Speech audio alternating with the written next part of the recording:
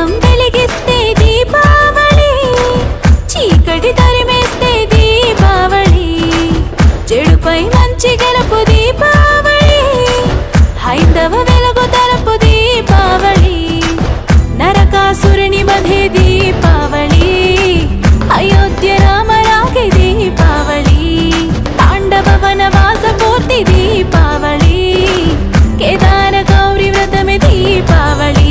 తప్పు చేస్తే ఎవరైనా శిక్ష తప్పదు ఏమైనా, కన్న కొడుకే అయినా నరకుని చంపే సత్యభామ భూమాత.